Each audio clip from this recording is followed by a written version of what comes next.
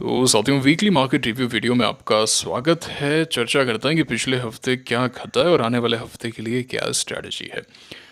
तो अभी at present, जैसा कि हम पहले भी डिस्कस कर रहे थे, जो सबसे ज़्यादा इम्पैक्ट है मार्केट में वो है अर्निंग्स का। है ना, मार्केट को अर्निंग्स पसंद नहीं आ रही है। टीसीएस की तो आपने अर्निंग्स देख ही ली, एक्सिस बैंक की भी आपने अर्निंग्स देख ली। 6% नीचे था एंड क्लोज हुआ है करीब 5.5% के आसपास नीचे, which is not a good action. And आप सेलिंग देख सकते हैं बीच में एक क्वार्टर में। आप कह सकते हैं नहीं यार, हर में ही सेलिंग आई है, पिछले क्वार्टर में भी सेलिंग थी। बस बीच में थोड़ा बहुत एक्शन आया था, थोड़े बहुत ऊपर आ गए थे। उससे पहले भी आप देख सकते हैं हैवी सेलिंग देखने को मिली। तो नॉन स्टॉप सेलिंग ही है एक्सिस बैंक के अंदर। And same is the case with TCS और योर इन्फी, है ना। सभी जगह हम हैवी सेलिंग ही देख रहे हैं नंबर्स के बाद में। एंड इवन ये नंबर्स जो है वो बहुत ही ज़्यादा इंपॉर्टेंट हैं। अब वीकेंड पर 3 सबसे इंपॉर्टेंट नंबर्स आए हैं। रिलायंस के नंबर्स आए। आई am not going into depth कि भैया नंबर्स अच्छे हैं बुरे हैं, doesn't matter, nobody gives a damn about it. Ultimately market को क्या पसंद आता है वही चीज़ इंपॉर्टेंट है। अब रिलायंस जो है वो मेक और ब्रेक पर है, 50 डे के लेवल पर है। अब अगर रिलायंस के नंबर्स मार्केट को पसंद आते हैं और जिस तरीके से पूरा प्रेजेंट किया गया है ना, हाईएस्ट एवर ये वो जो भी है, अगर यहाँ पे स्टॉक ऊपर जाता है बहुत बढ़िया, मार्केट भी साथ में जाएगा। नहीं जाता है, नीचे जाता है, निफ्टी ऑलरेडी 50 डे को नीचे की तरफ तोड़ चुका है। ठीक है ना। जो इसने ये पूरा जो एक्शन शुरू हुआ था, ये जो पूरा एक आप कह सकते हैं ऑपरेशन सिंदूर के बाद में, खैर उस समय तो हमने मोमेंटम एक सॉर्ट ऑफ प्ले किया था, लेकिन जो 7 अगस्त अप्रैल को मार्केट बॉटम आउट हुआ एंड देन आपने 15 अप्रैल को आपने रिक्लेम किया 50 डे का level and then you are seeing the action. तो कहाँ कहने का मतलब यह है, पूरी कहानी यह है, सार यह है कि आपने 50 डे का लेवल तोड़ दिया है। अब ऐसा तो नहीं होता कि आप नॉन स्टॉप नीचे जाएं, अगर आप नीचे भी गए तो आप फिर से ऊपर आएंगे, 50 डे से रिजेक्शन लेंगे जैसा कि आपने यहाँ किया था। बट वी नेवर नो कि क्या यहाँ से मार्केट अब सीधा नीचे जाएगा या ऊपर आएगा या साइडवेज हो जाएगा। लेकिन कहने का तात्पर्य यह है कि कल मार्केट रिएक्ट करेगा रिलायंस के नंबर्स पे, उसी के साथ में HDFC बैंक के नंबर्स पे। बोनस दिया है फर्स्ट टाइम, लेकिन ये भी 50 डे के नीचे जा चुका है। देख पा रहे हैं, प्रेशर देखने को मिला है। ICICI बैंक के भी नंबर्स आए हैं एंड ये ज़रूर थोड़ा बहुत आप कह सकते हैं कि क्लोजिंग अच्छी देता है वो नजर आए। देखते हैं क्या 50 डे को रिक्लेम करता है क्या। तीनों हैवी वेट हैं, तीनों का वेटेज कल डिसाइड करेगा कि निफ्टी कहाँ जा रहा है। ठीक है, ये बात हो गई है निफ्टी को लेके। CNX स्मॉल कैप जो है वो 20 डे से सपोर्ट ले रहा है, तो अभी तक चीज़ें खराब नहीं हुई है फॉर CNX स्मॉल कैप। लेकिन अब अगर यहाँ से आप नीचे जाएंगे तो वही है, वोलेटिलिटी एनहेंस हो जाएगी जैसे यहाँ पे हुई थी। एंड आप एक रेंज में ही हैं, इतने समय से एक रेंज में ही हैं। क्या अब आप यहाँ पे ऊपर आते हैं, क्या अच्छी क्लोजिंग देते हैं, क्या, सब चीज़ डिपेंड करेगी कल मार्केट में खुलने के बाद में ही पता चलेगा। ठीक है, बट निफ्टी हो, CNX स्मॉल कैप हो, दोनों मेक और ब्रेक पर हैं। अब अगर यहाँ से स्ट्रेंथ आ जाती है तो बच जाएंगे, अन्यथा यहाँ पे वोलेटिलिटी जो है वो बढ़ती हुई नजर आएगी आपको। और उसमें मतलब कोई दो राय नहीं होनी चाहिए, साफ दिख रहा है, साफ दिख रहा है ना। फिर हो सकता है कि भाई आपके पास जो कंपनीज हैं या फिर जो बाकी स्मॉल कैप कंपनीज हैं वहाँ पे नंबर्स अच्छे हैं, लेकिन ओवरऑल मार्केट का प्रेशर दबा के रख रहा है एंड वी डोंट नो, पता नहीं भाई क्या रहेगा। ठीक है ना। तो कल काफ़ी इंपॉर्टेंट डे है actually. The US market is above its 10-day moving average. BTC, okay, that's a good consolidation here.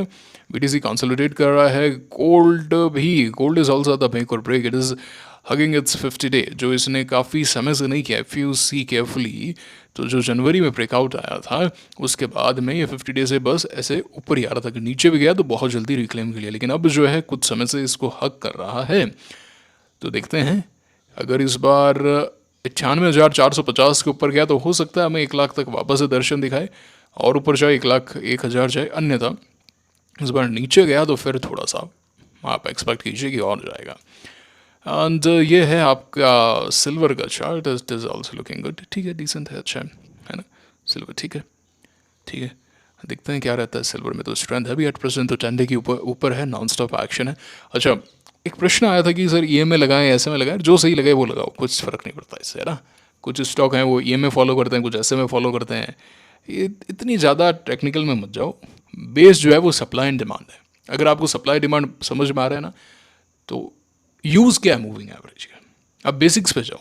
Use क्या है टू आइडेंटिफाई द ट्रेंड, यही है। अगर 10 डे 20 डे के ऊपर है, दोनों अगर ऊपर जा रहे हैं, प्राइस उसके ऊपर है, इसका मतलब क्या है, short and you can say short very short short जो है वो दोनों ट्रेंड ऊपर की तरफ है, 50 डे के ऊपर है, मीडियम टर्म ट्रेंड ऊपर है, 200 डे के ऊपर है, वो भी ट्रेंड कर रहा है। लॉन्ग टर्म एट प्रेजेंट जो सिल्वर है उसका मीडियम टर्म अप ट्रेंड है, 200 day long term up trend है, 20 डे ये अप ट्रेंड में है, शॉर्ट टर्म भी अप ट्रेंड में, तो सारे अप ट्रेंड में है। बस यही है इसका, और कुछ भी नहीं है ना। 2 वीक का, 4 वीक का, 50 डे का निकाल लेना, 200 का वैसे निकाल लेना।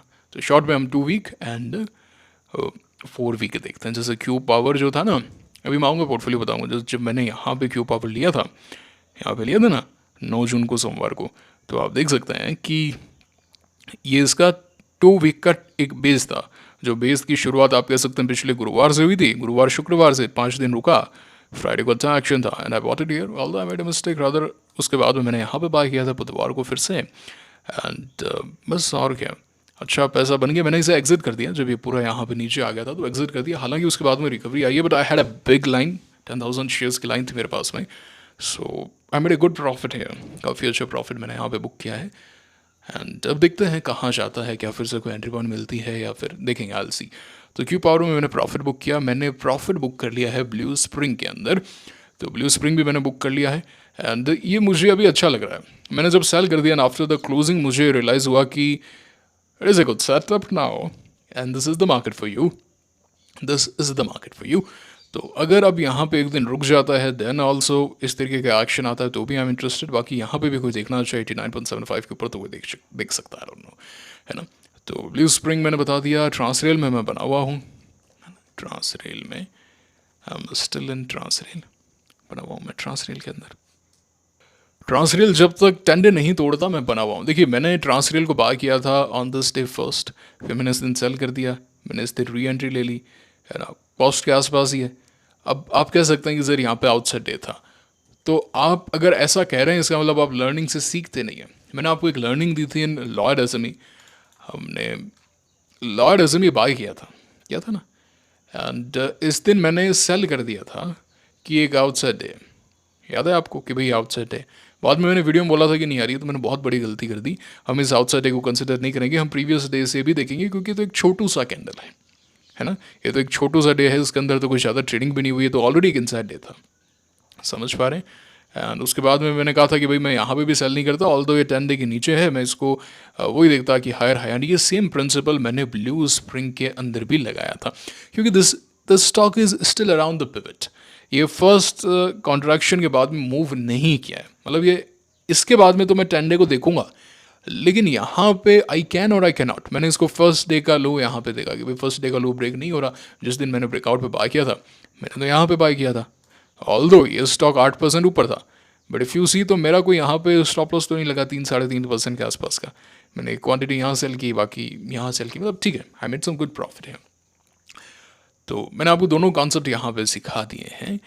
आउटसाइड डे एक चीज़ आप समझिए, मतलब मैं आउटसाइड डे पहले तो क्या है कि आप प्रीवियस डे को कवर अप करें, मतलब आपका जो आज का हाई है वो प्रीवियस डे के हाई के ऊपर है एंड जो लो है वो प्रीवियस डे के लो के नीचे है, तो वो एक आउटसाइड डे हो गया। साफ देख के पता चल सकता है, इसमें कोई टर्मिनोलॉजी नहीं। This is not an outside day, ये आउटसाइड डे नहीं है, ये आउटसाइड डे नहीं है। क्या ऊपर का हाई क्रॉस हुआ है क्या? नहीं हुआ है, तो फिर वो आउटसाइड डे कैसे हुआ? ये तो एक बेसिक सी चीज़ है। इनसाइड डे का मतलब क्या है? आप यहाँ पे रुक गए हैं, इनसाइड हो गए हैं, प्रीवियस कैंडल के इनसाइड हो गए हैं।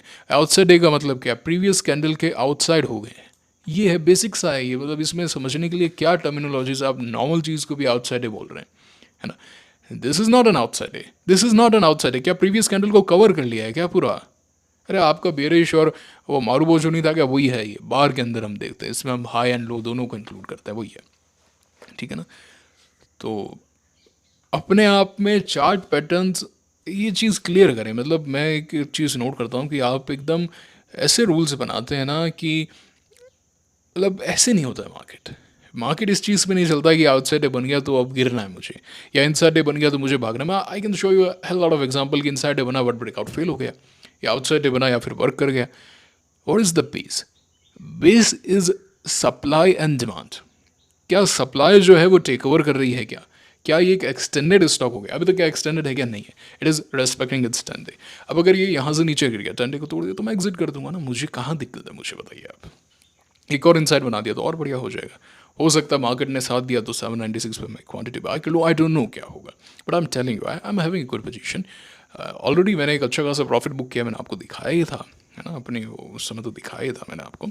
तो ये बात है, क्लियर हो गई बात। पोजीशंस के बारे में आपको बता दिया मैंने कि पावर में ठीक हो गया, प्रॉफिट 8-9% के आसपास का मिला उसके अंदर, and it was a big position size and here also not an issue. तो ठीक है, वो आप बने हुए हैं, क्या दिक्कत है ना। एक ही पोजीशन रह गई है blue spring. I'm thinking about adding it again if the market give me a chance। अच्छा, एक कमेंट आया था कि भाई इससे तो आपके चार्जेस लगेंगे। हाँ, चार्जेस लगेंगे, I know that, but in the end if you are making more than the risk, है ना, in the multiples of your risk, ये सब चीज़ें नलीफाई हो जाती हैं। ट्रेडिंग की नहीं है आपने, है ना, तभी तभी ये सवाल आते हैं। मुझे ये काफ़ी बार सवाल पूछे जाते हैं, चार्जेस एंड टैक्सेस, कि सर टैक्स लगेगा, प्रॉफिट हुआ तो लास्ट में इतना STCG लगेगा, लॉस में इसको बुक कर लेता हूँ, ये कर लेता हूँ, वो कर लेता हूँ। We never do like that. मैं टैक्स के लिए या ये सोच के ऐसे नहीं करता कि लोग करते हैं ऐसा, पता है कि भाई ये प्रॉफिट हो गया, अब इतना प्रॉफिट मैं बुक नहीं करूँगा, लॉन्ग टर्म में आ जाएगा तब बुक करूँगा, तब उसमें कम है। ये सब क्या है, ऐसे नहीं करना चाहिए। अभी एट प्रेजेंट आप क्या देख रहे हैं, क्या अभी जो मेरे पास में स्टॉक है, क्या मुझे यहाँ पे प्रॉफिट बुक करना चाहिए, क्या कैंडिडेट, क्या मेरे पास में एक और एंट्री है, क्या मैंने री एंटर किया, मैंने फिर से पैसा बनाया, we are here to make money. उसमें होगा, आप बाय करेंगे ऑन द कॉस्ट ही आपको सेल करना पड़ा, या हल्के से लॉस में सेल करना पड़ा, तो आपको लगेगा यार चार्जेस गए। But trading is not about just taking one trade और टू ट्रेड, ये एक प्रोसेस है। You will take thousands of trades, है ना, आप इतनी सारी ट्रेड्स लेने वाले हैं, तो क्या मैं इसलिए छोड़ दूं, क्या मेरा अगर यहाँ पे रिस्क रिवॉर्ड फेवरेबल है लेकिन यार चार्जेस लगेंगे, so I am not buying it. हाँ, think about it, think about it. Your goal is to make money, your goal is not to minimise the charges. हाँ, काफ़ी ज़्यादा नहीं करना है, काफ़ी ज़्यादा नहीं करना है, डू अग्री, समझ पा रहे हैं, बट डोंट डू दैट, ऐसे नहीं करना है आपको। मुझे पता है कि क्या थॉट प्रोसेस रहता है रिटेलर्स का, पैसा बनाओ, चार्जेस एंड टैक्स ये सब चीज़ें अपने आप कवर हो जाती हैं। हाँ, बट ऐसा भी नहीं करना है कि we take lot of entries. जैसे अगर आप देखें तो लास्ट ईयर हमारे पास में एट अ टाइम 5-6 पोजीशंस तो होती ही थी, लेकिन इस बार आप देख रहे होंगे कि मैं काफ़ी पोजीशंस रिजेक्ट कर रहा हूँ, ये नहीं ले रहा, ये नहीं ले रहा, ये नहीं ले रहा, वो नहीं ले रहा, and we are taking the best of the best few stocks, good position size, and उसी के अंदर एंट्री री एंट्री कर रहे हैं। सो ओवरऑल अगर आप देखेंगे तो हमारा एक्सपोजर कम ही रहेगा, हमारी जो एंट्रीज हैं, जो एग्जिट्स हैं, वो कम ही रहेंगी, but the very best of the best, है ना, उन्हीं स्टॉक्स को हमें टारगेट करना है। ठीक है, I am doing different things, okay, थोड़ा सा पोजिशनल भी कर रहे हैं, हर चीज़ कर रहे हैं। सो मैं ऐसे करता रहता हूँ, अपनी पुरानी ट्रेड से सीखता रहता हूँ, मार्केट के अनुसार कैसे एडजस्ट करना है। बट एट द एंड जो बेस है वो एकदम सेम है, you are buying the same points. Re entry ज़रूर मैंने कुछ एक नई री एंट्रीज मतलब ढूंढी हैं काफ़ी रिसर्च करके, है ना, काफ़ी एक अच्छा डेटाबेस मैंने बनाया है। एंड री एंट्री जैसे कोचिंग शिप मैंने लास्ट ईयर जून में नहीं लिया, बट दिस टाइम मैंने मिस नहीं किया, मैंने ग्रेट माने दिया, है ना। सो ऐसा है, ऐसा है, मैं हमेशा सीखता रहता हूँ, पढ़ता रहता हूँ, वीकडेज हो, वीकेंड हो, I am always dedicated. Database ready रहता है, चार्ट्स देखता रहता हूँ, है ना, कोई मुझे नई चीज़ मिलती है, कोई नया ऑब्जर्वेशन मिलता है, राइट इट डाउन, फिर देखता हूँ कि क्या मैं इसे बाद में कोई और इससे सेम चीज़ मुझे मिल रही है, या फिर उसका database banana. So you also do it, okay, learn a lot, you should have a lot of examples. Market में मैंने एक चीज़ नोट की है, हमें डर तब लगता है जब हमें ये नहीं पता होता है कि आगे क्या होगा या क्या होना चाहिए, है ना, लेकिन जब आपके पास में खूब सारे एग्जाम्पल्स होते हैं तो आप क्या करते हैं, उससे कनेक्ट करते हैं कि भाई ऐसा हो सकता है, ऐसा हो सकता है, ऐसा हो सकता है। सो वी हैव लाइक 3 और 4 पॉसिबल केसेस, इसी में से कुछ होगा, now we are mentally prepared. अब जो है आपका रिस्क आपके हाथ में, वरना क्या होगा, you do the panic action आ जाएगा आपके अंदर, है ना, ये नहीं करना है। सो ये बात हो चुकी है इस पर्टिकुलर ट्रेड एंड सभी साइकोलॉजी, टेक्निकल्स एंड मेथड के बारे में। एंड अब अगर हम कुछ एक स्टॉक से देखें तो SGLTL is a great setup, I tell you, बहुत अच्छा लग रहा है 188 के अबव, लेकिन वही है, बी सेगमेंट का स्टॉक है। ममता में एट प्रेजेंट कोई एंट्री पॉइंट है नहीं, KPEL के अंदर आप कह सकते हैं बिल्कुल एंट्री पॉइंट है around 530, I am not buying here. Blue spring में बता चुका हूँ। डिजिटाइड एक दिन अगर यहाँ पे भी देख सकते हैं, को देखना चाहे 254 के आसपास, और लेकिन अगर एक दिन रुकेगा ना यहाँ पे तो और ज़्यादा बढ़िया सुंदर हो जाएगा। सो ये बात है। एंड एंड बाकी अगर हम देखें, JG कैम मुझे अच्छा लग रहा है, मुझे जोटा अच्छा लग रहा है, and JP power is also good. JP power is actually pull back entry point है। सो अभी I have been working on pull back entry points and मैं धीरे धीरे उसे मास्टर कर रहा हूँ। And the Q power was perfect. ये एक पुल बैक एंट्री पॉइंट था ना, ये स्टॉक यहाँ पे ब्रेकआउट हुआ, ब्रेकआउट होके पुल बैक हुआ, पुल बैक होके पॉज हुआ, लोवेस्ट वॉल्यूम आया 15th जुलाई को एंड इनसाइड डे था, तो stock was ready. I bought at 805, I booked here, I made some good money. Okay, I had a big line. यहाँ पे भी रुका जा सकता था, बट ठीक है, हो सकता था 50% एग्जिट करूँ, बट ठीक है, मार्केट भी अजीब सा था ना, 50 एंड सबके नीचे जा रहा है। तो ये जेपी पावर एक्चुअली अगर थोड़ा यहाँ कहीं बना होता ना 24 रुपये के आसपास, तो मुझे यहाँ पे बाय करने का दिखता भी। एंड अगर हम बिग बेसिस में देखें तो सुजलॉन जरूर नीचे आ गया, देखते हैं ना, सुजलॉन अब 68-30 के ऊपर जाके ही स्ट्रांग होगा। एंड काइटेक्स ने लो होल्ड किया है गुरुवार का, so this is a good thing. So big basis में तो अभी कोई ज़्यादा खास एक्शन नहीं है। सो देखते हैं, मार्केट को एक आध दिन देख देते हैं। अच्छा खासा प्रॉफिट हुआ है पास्ट कुछ दिनों के अंदर, तो मैं यहाँ पे मार्केट को थोड़ा सा समय भी देना चाहता हूँ एंड उसके बाद में सेटअप्स तो बनते रहेंगे, कोई दिक्कत वाली बात नहीं है।